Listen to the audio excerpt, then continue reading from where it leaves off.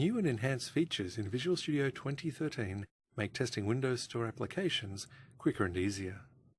In this video, we'll look at coded UI testing, unit testing, and the new Diagnostics Hub. Two new project templates allow you to test Windows Store applications. These templates focus on unit testing and coded UI testing.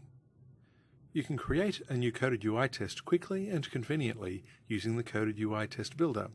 Start your Windows Store application, and then Ctrl-Shift-I quickly adds the control under the mouse cursor to the UI map. I'll add a couple of controls and then go ahead and generate the UI map. This capability has only been introduced for Windows 8.1 Store applications in Visual Studio 2013.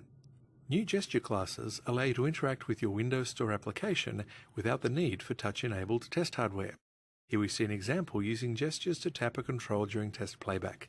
Notice how we easily find and copy the control reference using the UI map editor. In this more complete example, you can see how we launch the application, use clicks and gestures to interact with the application before we add our assert statement. We can scroll down and see another example. This one shows the use of multi-touch with gesture.pinch. Fully automated coded UI testing of your Windows Store application helps ensure quality. Hopefully you'll see plenty of tests passing, just like this one.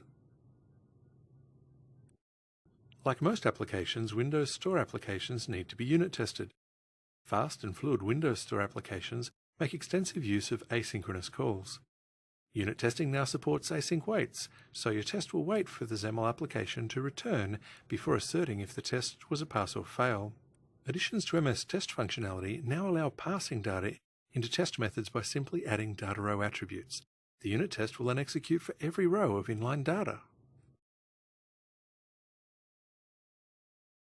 Unit testing using a range of data values is supported. This could help reduce the time taken to write tests in certain scenarios. Selecting the single test case yields a group of test results relating to the range specified.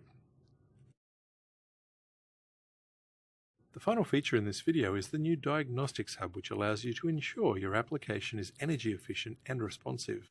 You'll want to ensure your application does not drain device power too quickly. After selecting our application, we'll choose the XAML UI responsiveness option and click Start. We'll do a few clicks before returning to Visual Studio.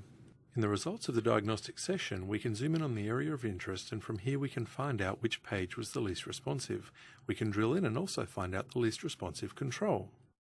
In this video, you have seen that Microsoft have made some great investments in allowing us to better test our Windows Store applications.